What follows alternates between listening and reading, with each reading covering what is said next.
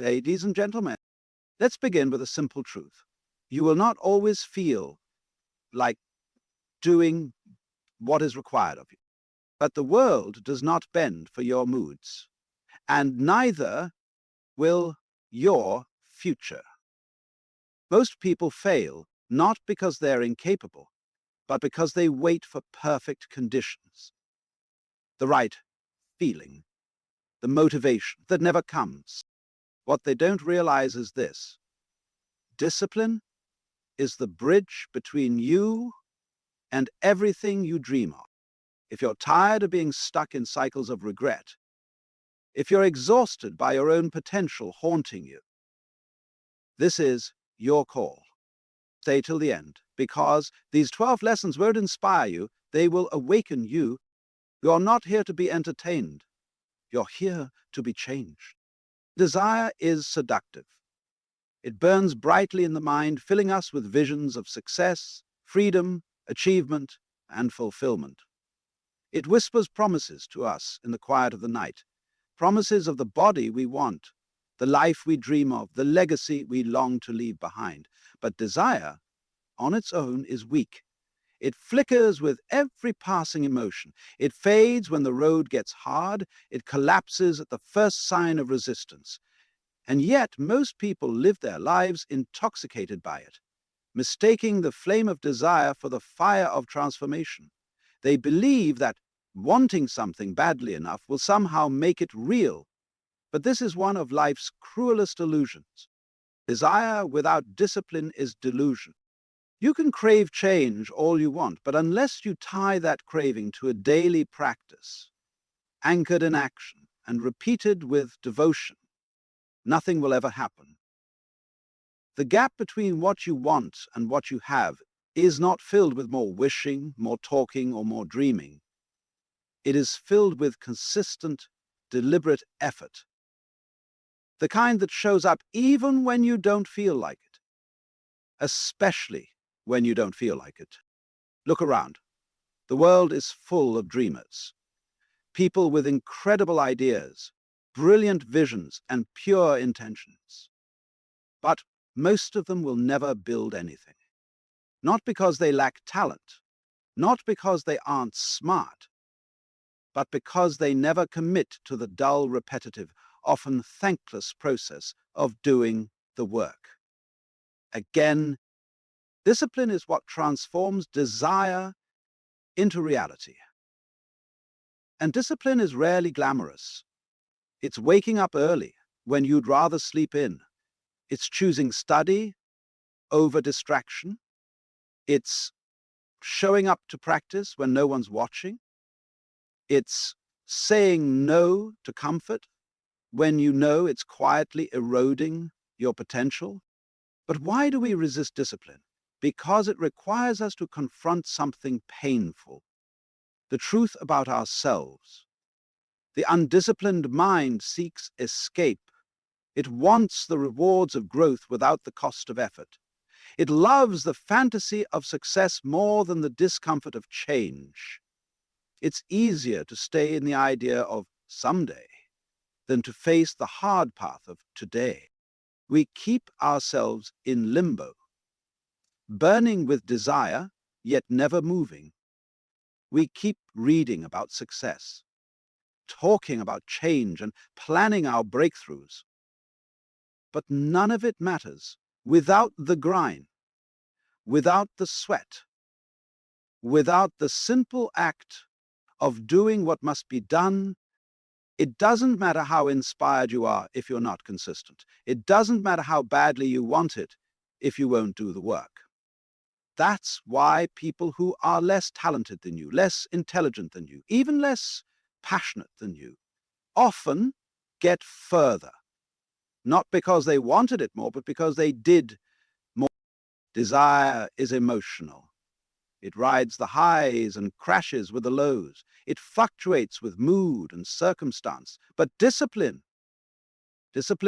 is spiritual. It is the quiet rebellion against comfort.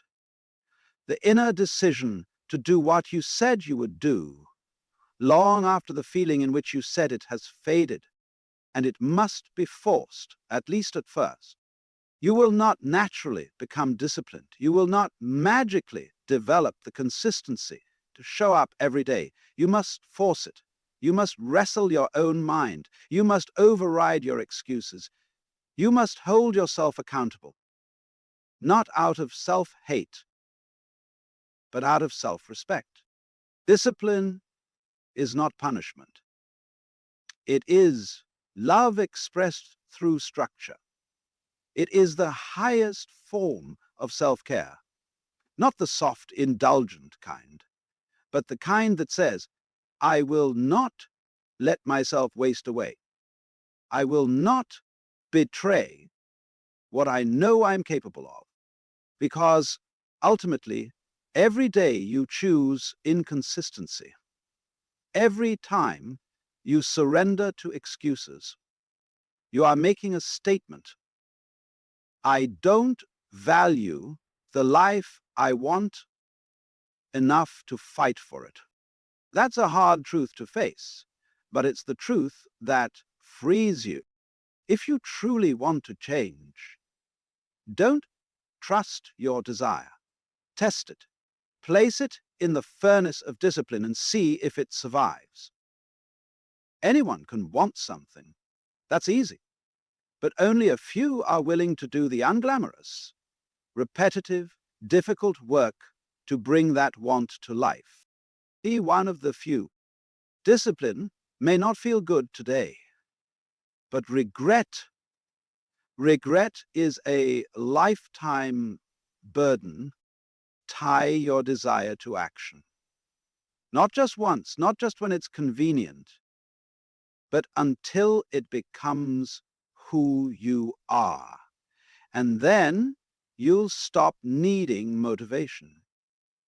You'll become the kind of person who just does the work.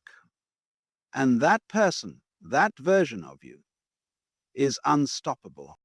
There is a silent battle taking place every single day, one that most people aren't even aware of.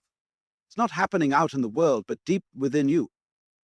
It's the war between who you are and who you're meant to be, between your current habits and your highest potential, and every day you are making choices. You're either inching closer to that better version of yourself or drifting further away. The truth is painfully simple. You are either becoming your potential or betraying it. We like to think of betrayal as something we do to others, but the greatest betrayal is often the one we inflict upon ourselves. Every time you break a promise to yourself, every time you procrastinate, every time you justify skipping what matters, you are quietly betraying your own future. And the tragedy is, most of us are numb to this betrayal. We don't even feel the sting anymore. We've gotten used to disappointing ourselves. And it begins subtly. You say, just today, I'll rest. I'll try again tomorrow. Then tomorrow comes, and you repeat the pattern. Eventually, it becomes a lifestyle.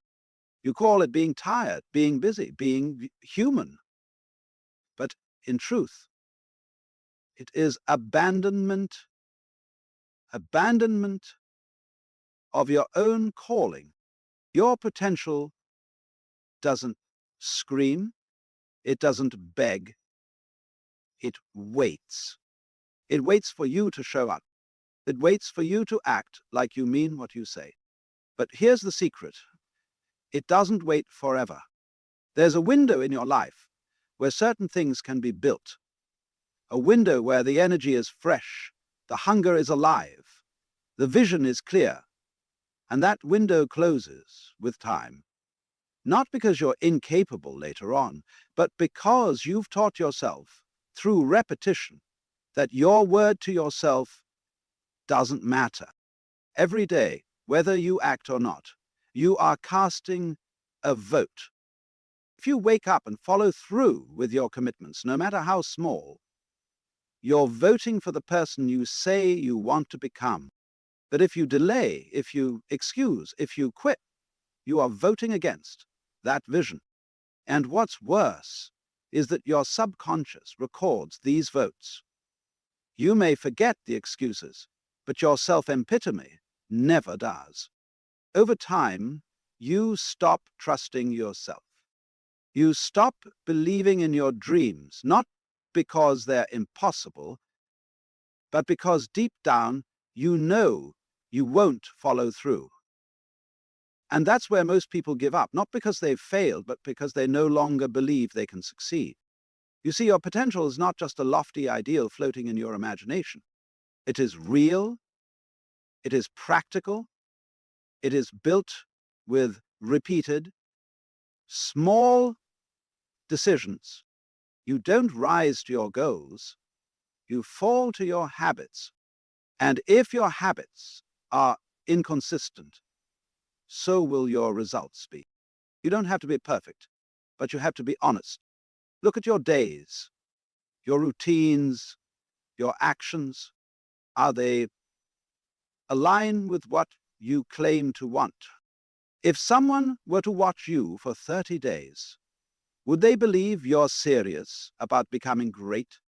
Because your potential doesn't respond to words. It responds to effort, to sweat, to silence, to sacrifice. It answers those who treat it with reverence, those who work not only when they feel good, but especially when they don't. And here's something most won't tell you. Becoming your potential isn't always fun. It's lonely, it's repetitive. It's filled with moments of doubt, discomfort, and disillusionment. But you do it anyway, not because it's easy, but because the alternative, betraying yourself, becomes unbearable. To betray your potential is to walk through life haunted by what could have been, to feel something inside you growing restless, aching to be expressed, while you distract yourself with temporary pleasures. You can silence it with comfort for a while, but it will return in the quiet moments, in the mirror, in the regret that lingers long after the moment has passed. The person you are meant to be is not waiting for motivation. They are waiting for you to make a decision, to choose action over avoidance, to choose effort over excuses, to choose discipline over distraction. And when you make that choice repeatedly, relentlessly, you begin to align with something higher. You become congruent with your own truth. You start to carry yourself differently, not because you've arrived, but because you've stopped running away. The question is not, can you do it? The question is, will you stop betraying the version of yourself you know you're supposed to be? Because that version, your highest self, is not far away. It's right there. Just one consistent step at a time. The ego is always whispering.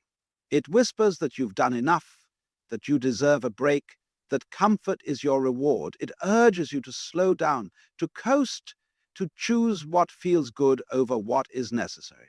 But comfort is not neutral. It is not harmless. It is a seductive force that slowly erodes your edge. And if you let it, it will keep you exactly where you are. The ego doesn't want growth, it wants control, and it seeks that control by keeping you emotionally reactive, dependent on how you feel rather than what you know. That's why growth never begins with comfort. Growth begins with disruption. It begins the moment you decide to act, not because you feel like it, but because it is aligned with your purpose. And that alignment often requires force, not aggression, not self-violence, but a deliberate override of your emotional impulses. Because your feelings are unreliable guides when it comes to discipline. They fluctuate like the weather, easily influenced by sleep, stress, rejection, or even the mood of others.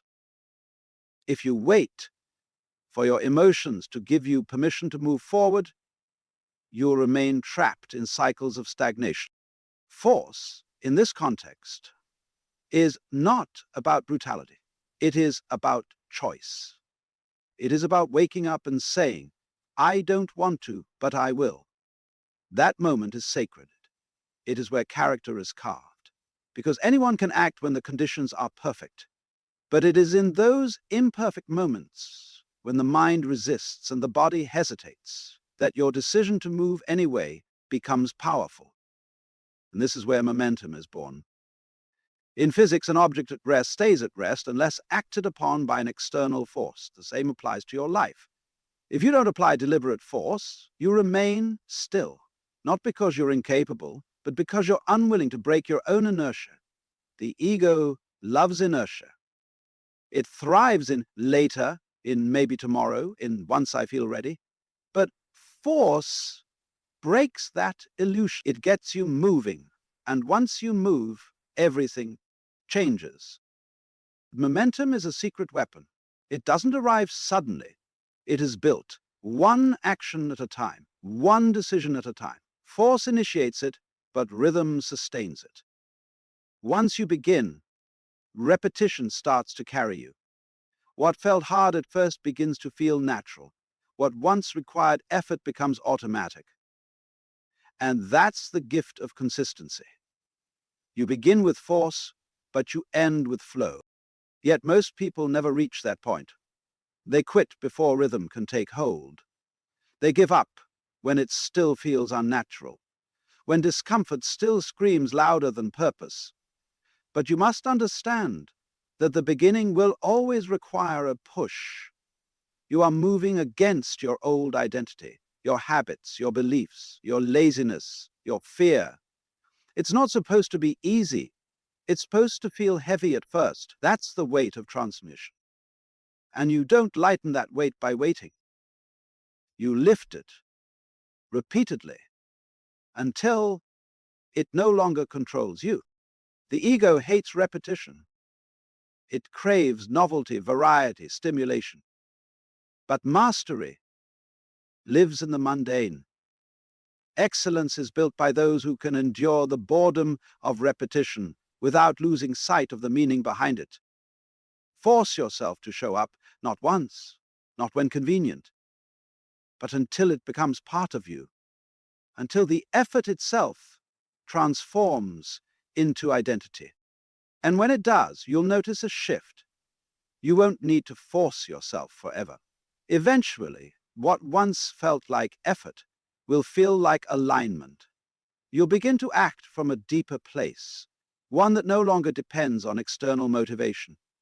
You'll no longer be at the mercy of your feelings, because you'll have cultivated something stronger, a principle-driven life.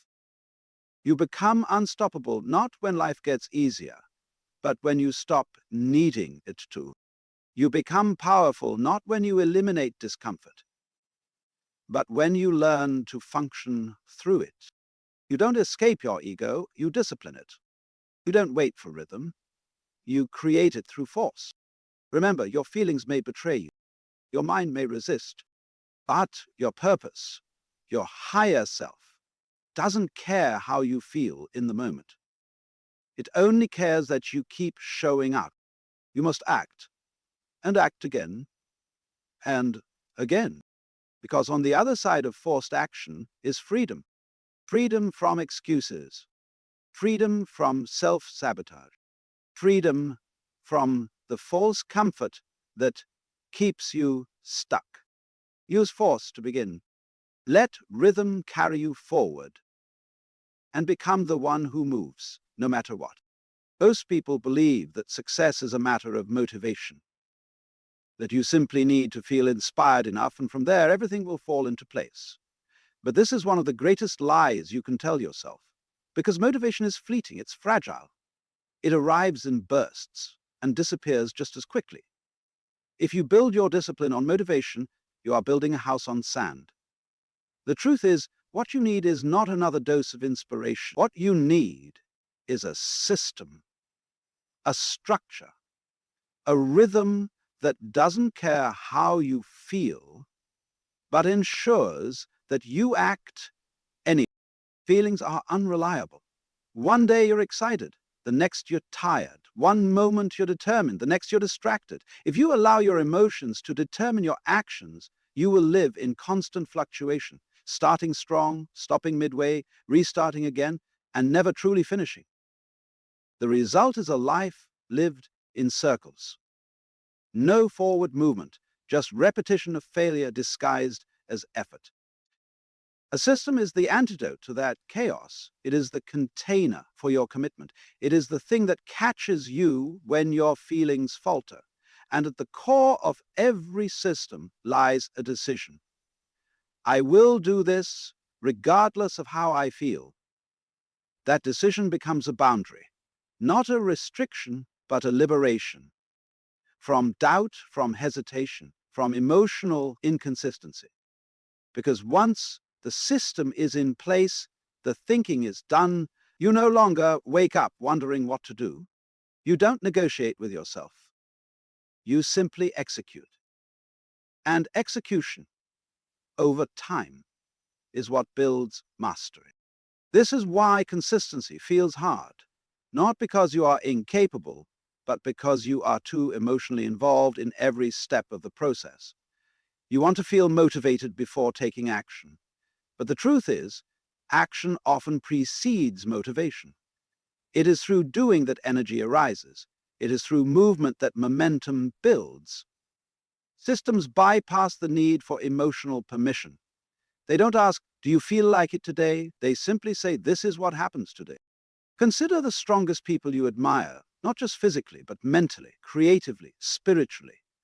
They don't rely on inspiration, they rely on patterns, morning rituals, work routines, daily habits.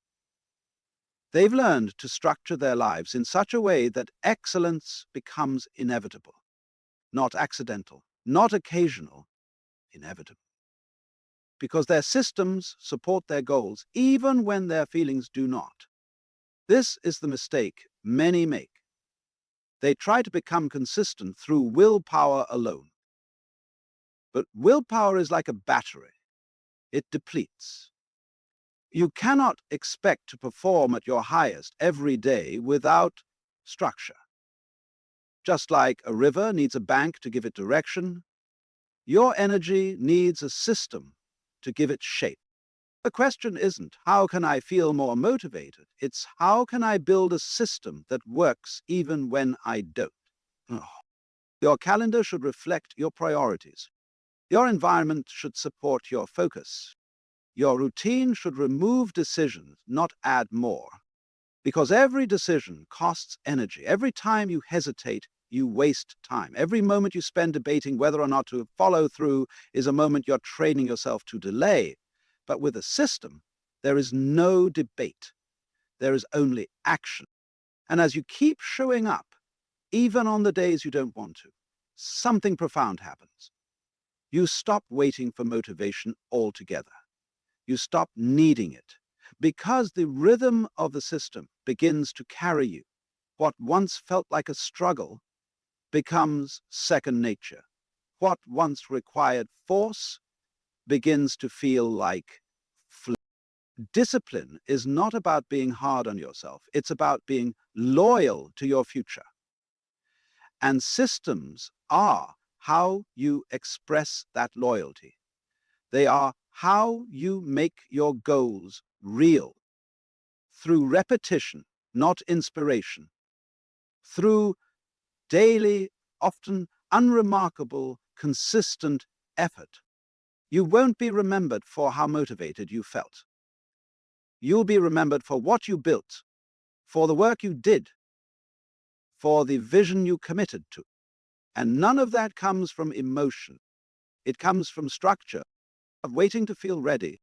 Stop waiting for inspiration and start building systems that don't require your permission to succeed. Because once your life is guided by a system rather than emotion, your consistency is no longer a question, it becomes your nature. And when that happens, your success becomes not just possible, but inevitable. There's a hidden cost to inconsistency that few recognize until it's too late. Every time you start something and fail to finish it, you are not just wasting time, you're weakening trust with yourself. You are telling your subconscious mind, I don't keep promises. And over time, this becomes your identity. You stop believing in your own word. You hesitate before making a commitment, not because you doubt the process, but because you doubt yourself. You remember all the times you said you would change and didn't, all the mornings you promised to wake up early and didn't, all the goals you declared but left behind the moment they became inconvenient. This erosion of self-trust is quiet but powerful. It's what leads to procrastination, self-doubt, and low confidence. Because deep down, you've taught yourself that your word means nothing. You've trained your brain to associate your intentions with failure. And the more you repeat this cycle, the harder it becomes to break. Not because change is impossible, but because you've stopped expecting it from yourself. To become consistent, you must first repair that trust. You must learn to treat your own word as sacred, not optional, not negotiable, sacred. When you say you'll do something, follow through. Even if it's small, even if no one is watching, especially then, because that's where integrity is for. Not in the big dramatic moments, but in the quiet, ordinary ones where your mind says skip it, and you choose to stay committed. The reason most people struggle with consistency isn't lack of ability. It's a broken relationship with themselves. They've created a gap between who they want to be and what they actually do. And every time they break a promise to themselves, that gap widens. The result? Inner conflict. You feel torn, uncentered.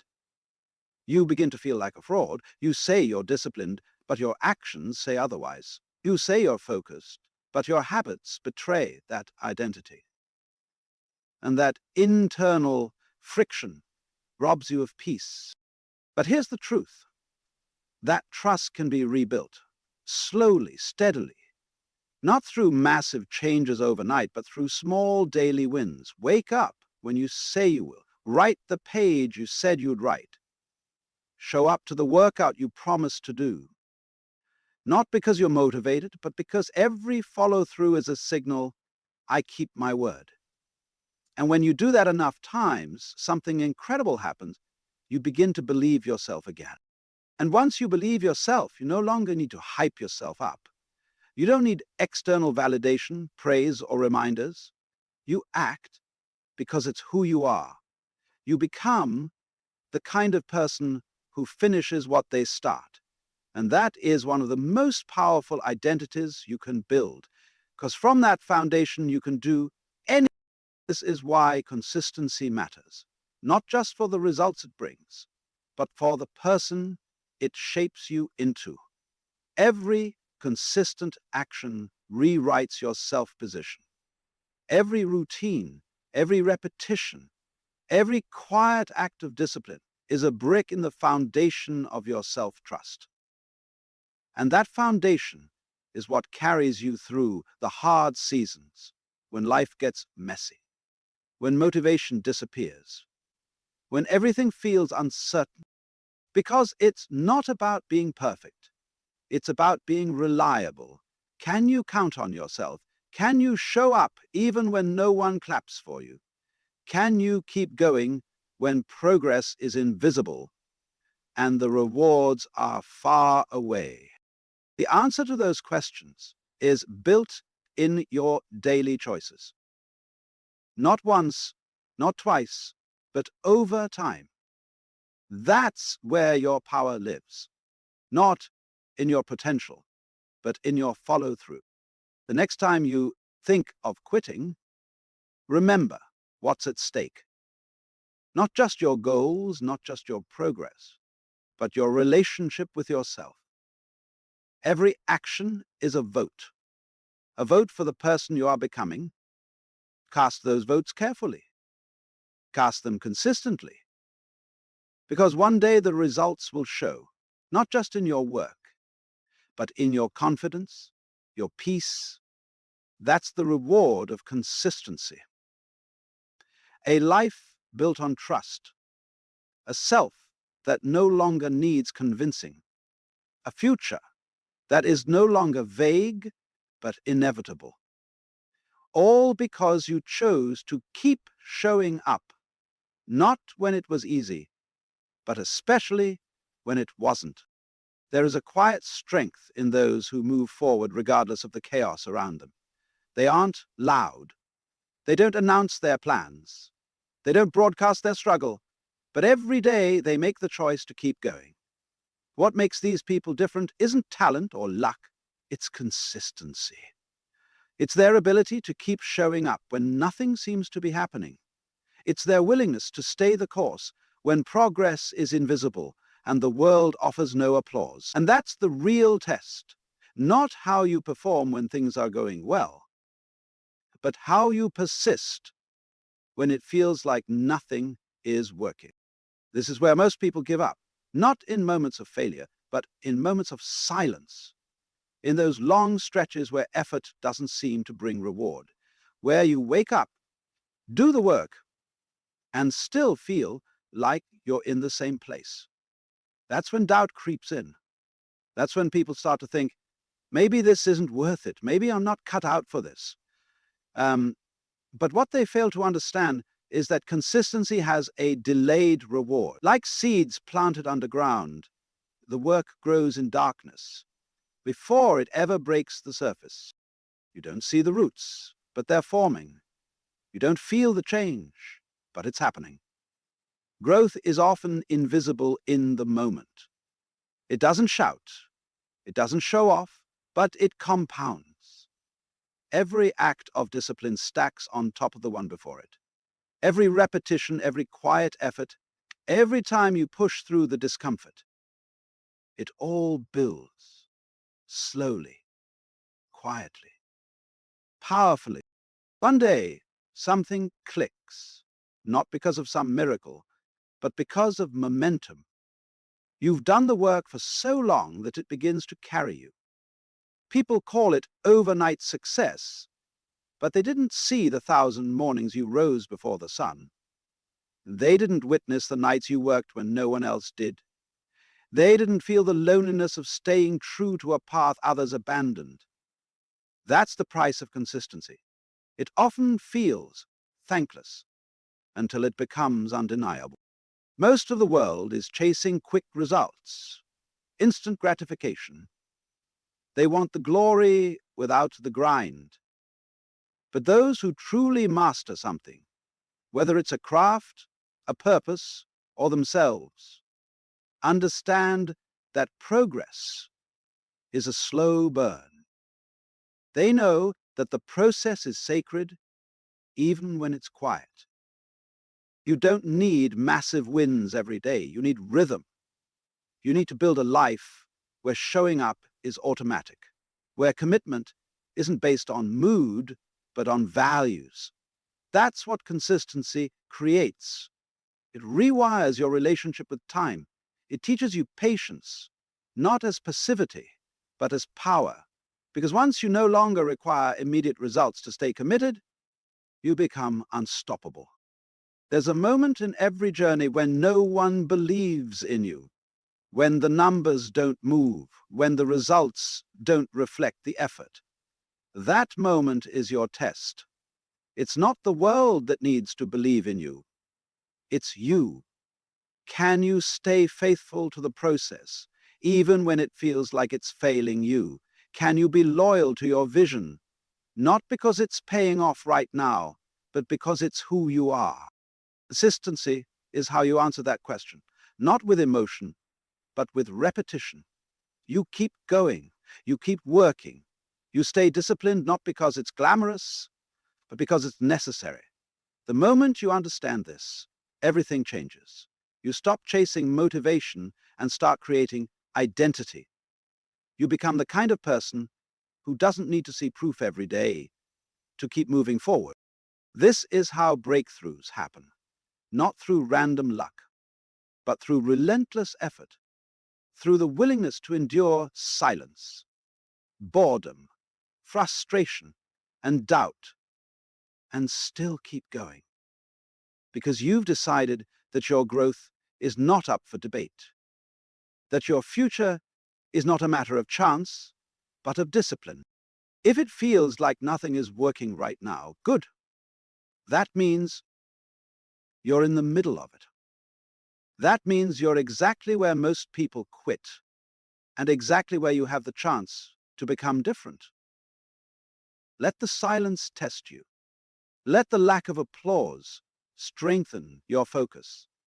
Let the absence of results deepen your results, because the ones who keep going when nothing seems to be working, those are the ones who eventually make everything work.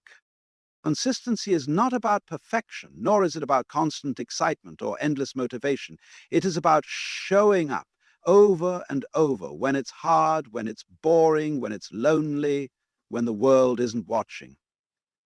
It is about honoring your word to yourself so deeply that quitting is no longer an option. Through force, through systems, through discipline, and through the quiet rebuilding of self-trust, you rise. Not all at once, but piece by piece, repetition by repetition. You don't need to feel ready. You don't need to wait for the right mood or the right moment. You simply need to begin and begin again. Because the results will come. The growth will show. The transformation will unfold, not because you wished for it, but because you stayed consistent enough to earn it. Force yourself, not out of self-hatred, but out of self-respect. Push yourself, not to impress others, but to become who you're meant to be. Move in silence. Commit without emotion. Let your actions become your proof. And remember, one day, everything you once struggled to do will be the very thing that defines your strength. All because you chose to be consistent when it was hard, when it was silent, when it mattered most. Ladies and gentlemen, there is a strange madness in our time. We respond to every ping, every call, every cry for attention. And we think it's noble. Ha ha ha. But let me ask you, how noble is it to abandon yourself for the comfort of others? You see, when you are always available, you become invisible. Not because people can't see you, but because they never have to miss you. Watch closely and you'll see. The more you say yes, the more they expect it. The more you give, the less it's valued. This isn't cruelty, it's human nature. We don't cherish what's always within reach. Why should you watch this entire speech? Because the life you're living now is bleeding you dry. Not from pain, but from overgiving. And what I'm about to tell you might just help you reclaim the sacredness of your time, your energy, and your presence. Being constantly available to everyone is like handing out pieces of your soul in exchange for fleeting approval. Every time you say yes to a request that drains you, every time you pick up a call when your spirit begs for stillness, every time you put others before yourself without balance, you're spending your energy like currency without ever checking the balance in your account. You are taught that being selfless is the highest virtue, that availability is a sign of goodness, that presence, no matter how inconvenient, makes you lovable.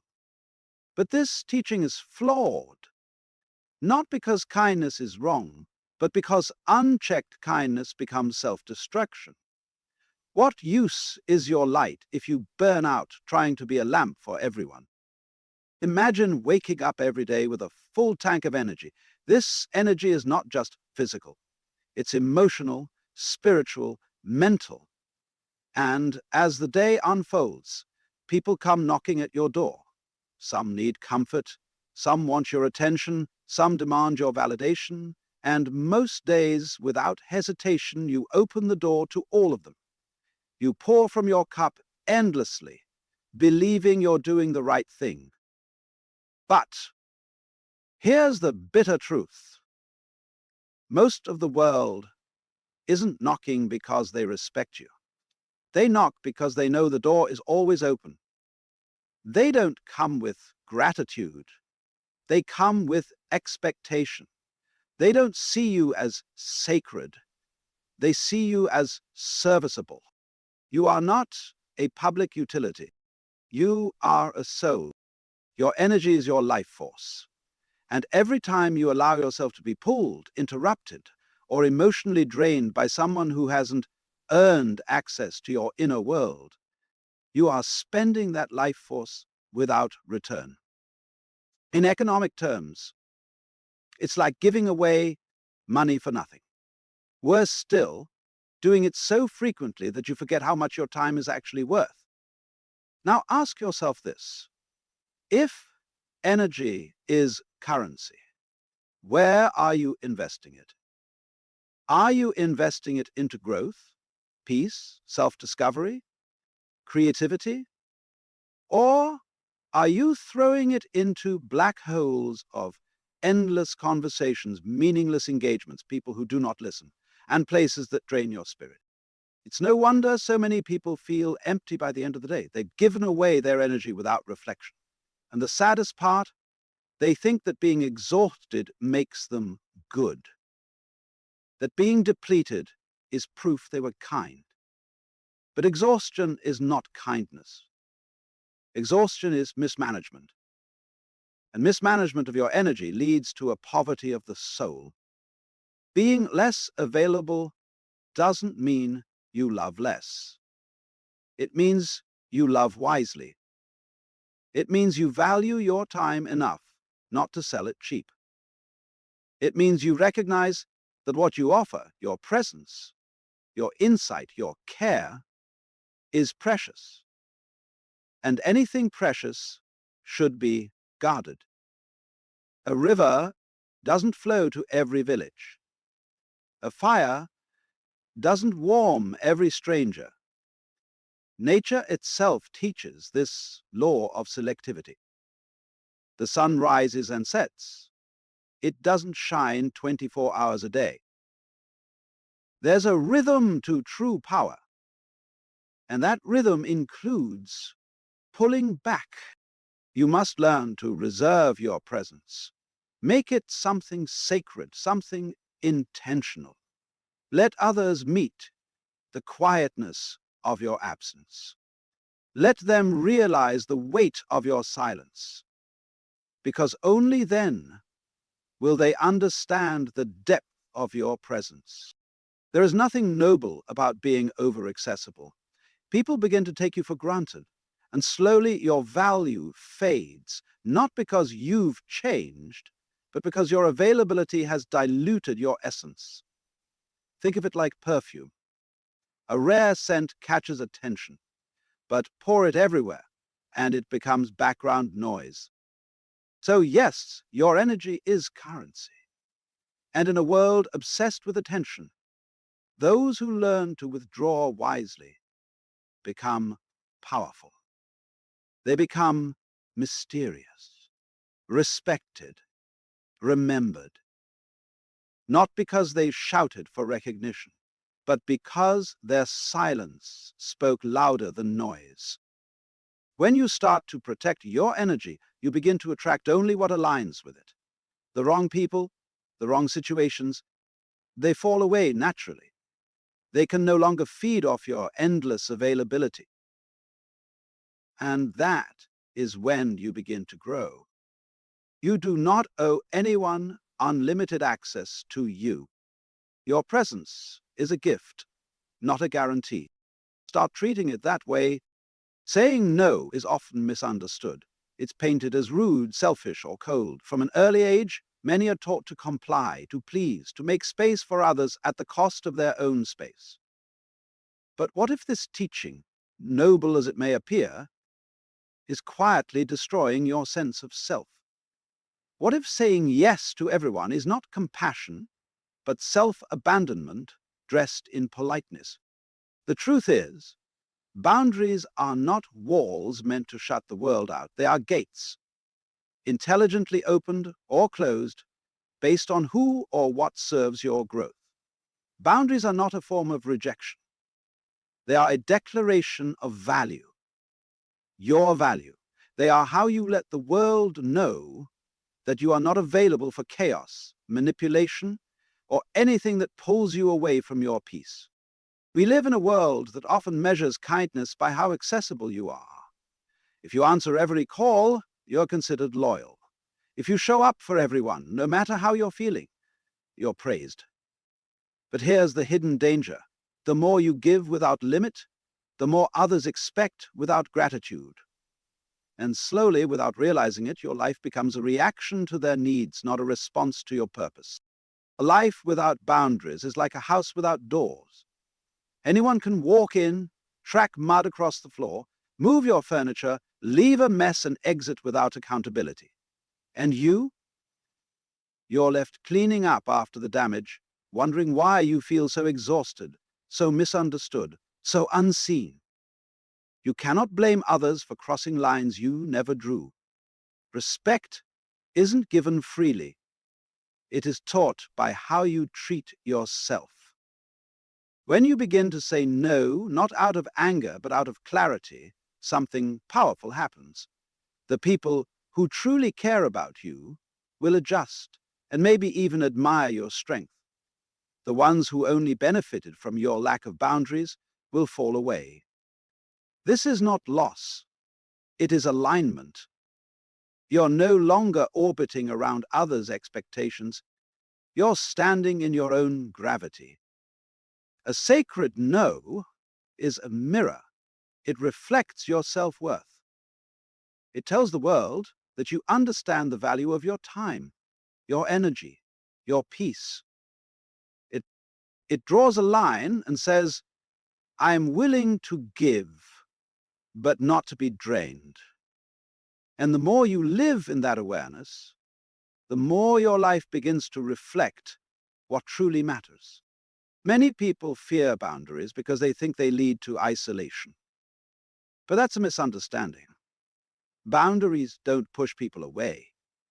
They reveal who is willing to meet you in truth, not just in convenience. They filter out the noise so you can hear the signal. They make room for relationships built on depth, not demand. To set a boundary is to reclaim authority over your life. It is to recognize that your time is not an open buffet, that your attention is not an unlimited resource, that your soul is not a floor for others to wipe their feet on. It is not cruelty to protect yourself. It is wisdom. And those who see your light will respect your lamp even when it's not burning for them. There's a quiet confidence in someone who knows how to say no without explaining themselves. It means they are not seeking validation. It means they've stopped living for applause and started living for alignment. They are no longer interested in being liked by everyone. They are committed to being whole. The next time you feel guilty for turning down a request, remember this. Your no is not just about that one moment. It is about every part of your life you are choosing to protect. It is about every dream, every ounce of mental clarity, every drop of emotional balance that you're saying yes to by saying no to what doesn't serve you. Boundaries are not barriers. They are the architecture of a life well lived. They define where you end and where someone else begins. They are not selfish. They are sacred. And the sooner you honor them, the sooner others will too. Over-availability often wears the mask of kindness, but underneath it there is usually something more fragile, something unspoken. It isn't just compassion, that makes people say yes to everything, show up for everyone, and neglect themselves. More often than not, it's desperation. A deep-rooted need to be liked, to be wanted, to feel seen. And so, what looks like generosity on the surface is frequently just a silent plea. Please don't leave me. This is the uncomfortable truth we avoid. We tell ourselves we're just being nice, that we're dependable, that we're the strong one everyone can count on. But behind that narrative, there's often a fear. If I stop being available, will they still care about me? If I stop showing up for them, will they even notice me? This is not kindness. It's insecurity in disguise, a desperation to matter, a fear of being forgotten. You become the reliable one, the always there person, and you wear that label like a badge of honor. But slowly, something inside you begins to wither. You feel stretched thin, yet obligated to keep stretching, and worse, no one around you sees it, because you've trained them not to. You've taught them that you'll always say yes, always answer, always fix, always help. They don't ask if you're okay. They don't notice when you're tired. They expect your presence like the sun rising, without thought, without gratitude. And here's the harsh reality. The more available you are, the less people value your presence, not because they are cruel, but because human nature begins to expect what is always given. When something becomes routine, it becomes invisible. You start to fade, not in body, but in importance. When you're driven by the need to be liked, you'll sacrifice your peace to avoid disappointing others. You'll bite your tongue. You'll say yes when everything in you screams no. You'll overextend. And then you'll sit alone, quietly resentful, wondering why no one ever does the same for you, but they won't.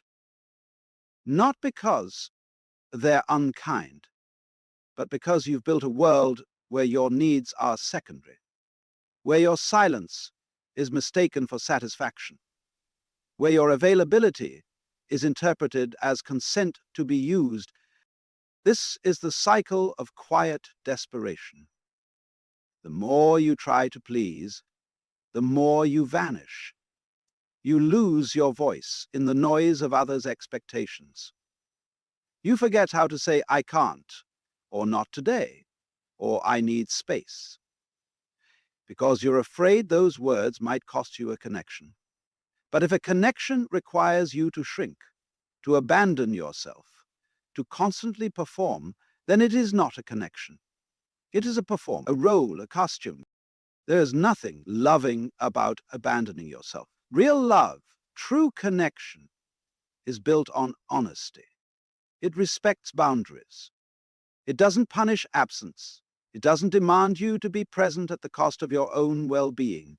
And anyone who makes you feel guilty for choosing yourself is not offering love. They're offering dependency, wrapped in flattery.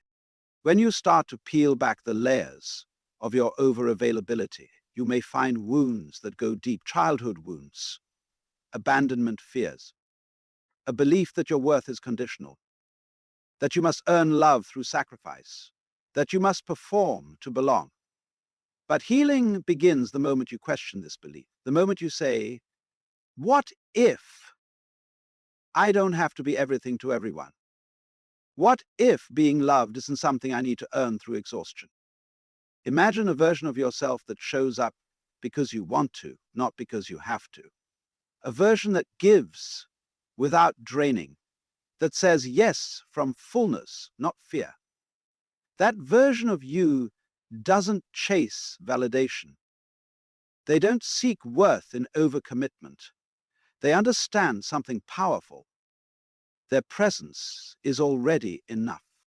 If you find yourself constantly giving, constantly available, constantly proving, pause. Ask yourself, who am I trying to impress? Who am I afraid will leave? And more importantly, what part of me am I abandoning to keep others comfortable? You don't have to be less kind, but you do have to be more honest with others, with yourself, because true kindness starts with you. And until you give yourself the love you so freely give away, you'll always feel empty, no matter how many people need you. There is something strange about human behavior. The more we are exposed to something, the less we appreciate it.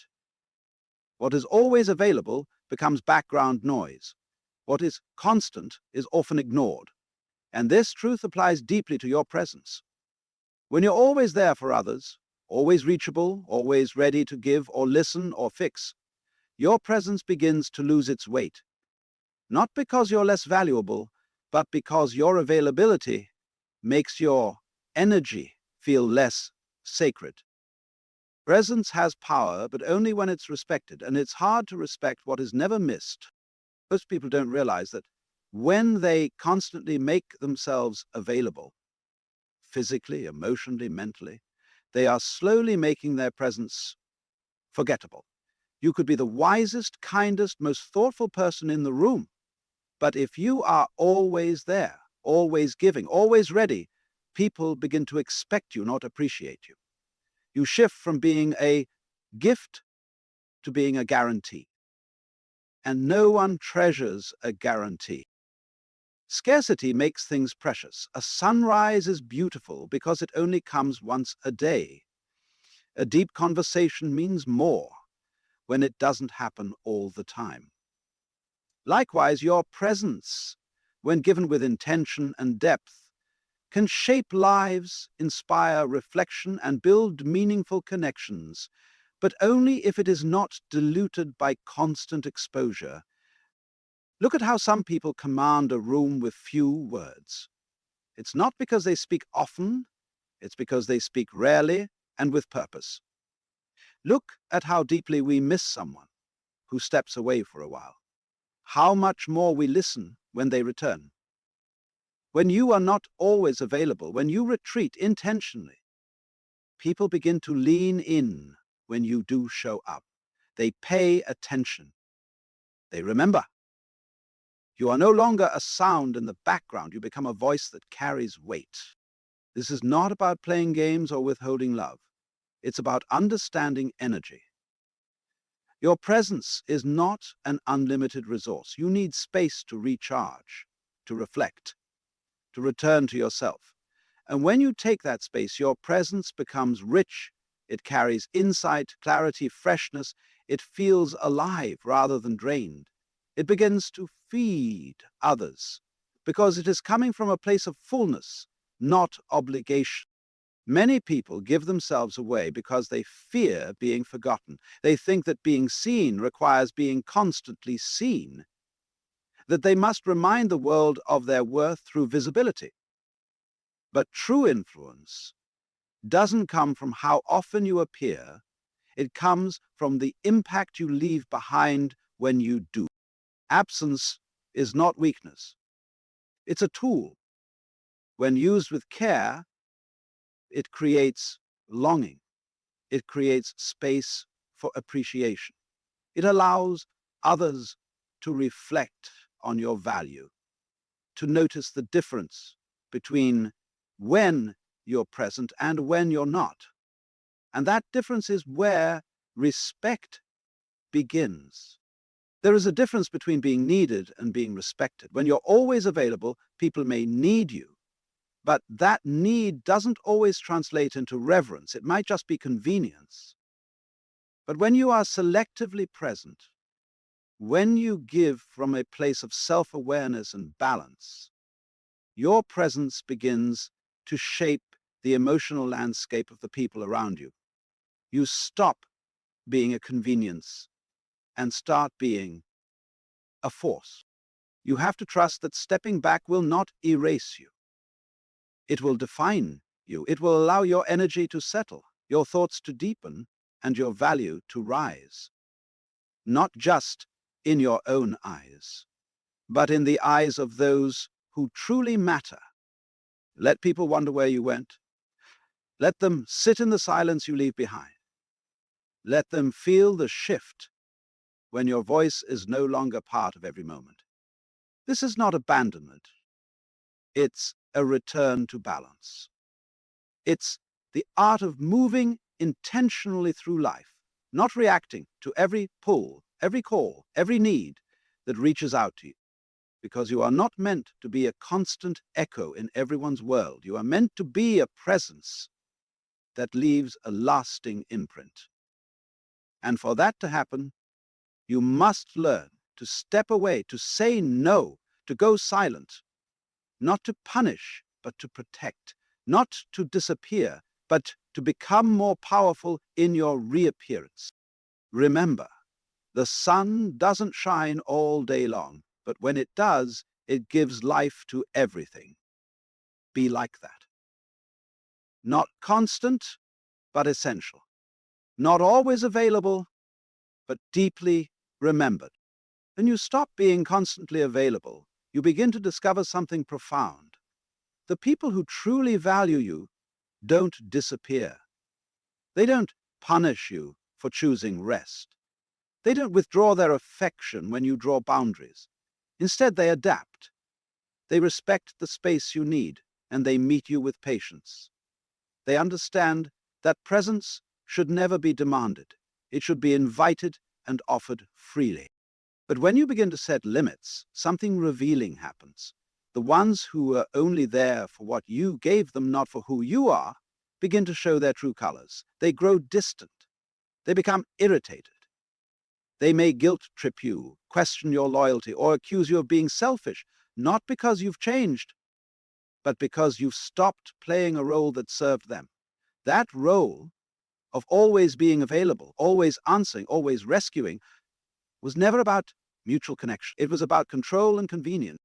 It's a difficult truth to face, but an essential one. When you are always available, you attract people who take. Not always with malice, but with habit. They become used to your open door, your endless giving, your lack of boundaries. And when you close that door, even just a little, they protest. They don't protest because they love you. They protest because they've lost access to something they believed they were entitled to. And that's the moment when you must choose. Will you return to overextending yourself just to keep others comfortable? Or will you honor your need for peace, for solitude, for balance? You see, real connection isn't threatened by boundaries. It flourishes in them. True love, true friendship, true support, these are not dependent on how often you say yes. They are built on depth, not availability. Presence, not performance. When someone truly values you, they don't need you to exhaust yourself to prove it. They trust your no just as much as they cherish your yes. The irony is that the more you honor yourself, the more you attract people who do the same. When you stop showing up out of fear, fear of rejection, fear of disappointing, fear of abandonment, you begin to show up from a place of strength. You begin to choose relationships that are rooted in mutual respect. You are no longer a lifeline for people unwilling to swim. You are no longer a constant supply for those who never give back. And yes, some people will walk away when you stop being constantly available. Let them. Their departure is not a loss. It is a revelation. It's the clearing of space, the quiet removal of energy that was draining you without replenishment. It may hurt at first, but in that emptiness, something powerful begins to grow. Self-respect. You learn to sit in your own company without needing to be validated. You realize that your worth was never tied to how many people needed you. It was never about how quickly you replied, how often you said yes, or how much you tolerated. Your worth is innate, whole, complete. And it shines brightest when you stop scattering your attention in 100 directions and begin focusing it inward. The people who remain, those who don't flinch when you say, I need space, or not today, those are your people. They are rare, and they are worth keeping, because they see you, not the version of you that performs, not the role you've played. They see your essence, and they choose to stay, not because you are always available, but because you are real. In this new space of self-honoring, you begin to realize that your life is not a service to be called upon. It's a sacred journey, and not everyone is meant to walk it with you. Some people are lessons, not lifelines. They come to teach you where your boundaries are weak, where your wounds are still open, and where you've been sacrificing too much just to belong.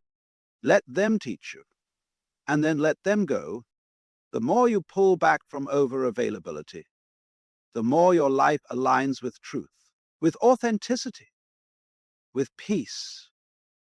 And in that space, you no longer beg to be seen.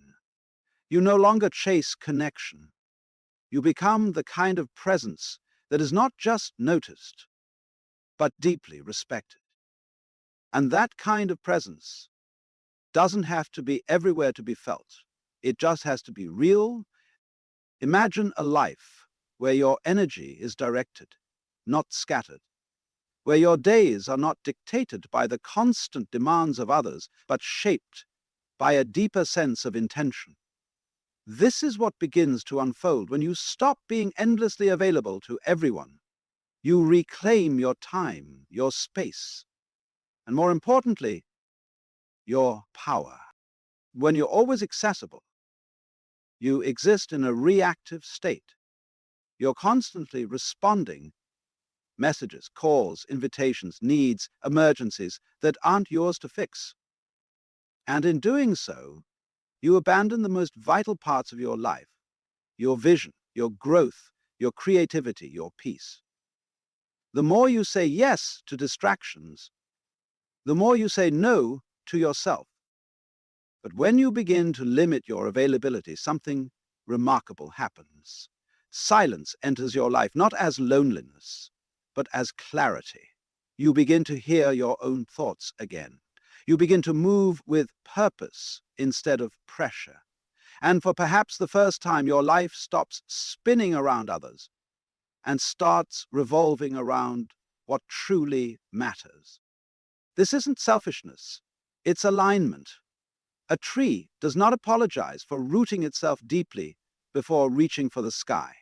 In the same way, you cannot truly give your best to the world if your roots are shallow, if you are pulled in every direction, trying to be everything for everyone.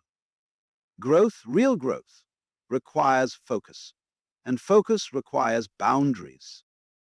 Every time you say no to what drains you, you say yes to what fulfills you. You make room to think, room to rest, room to build, room to transform. In that space, you stop living reactively and begin creating intentionally. Your mind, freed from the chaos of overcommitment, starts to open. Your inner voice gets louder. Ideas begin to bloom. Your intuition sharpens. You no longer need to ask a dozen people what they think, because you've developed the courage to trust your own direction. The irony is that we're told to always be available, to always help, to always engage, as if busyness is a badge of honor. But the most powerful individuals are not those who are constantly surrounded by people or obligations.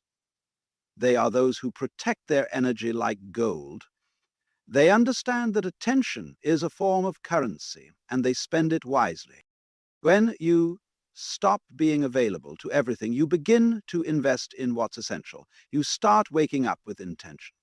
You start structuring your day not around what others want, but around what your purpose requires. You begin to build a life that feels rich, not just in accomplishments, but in meaning.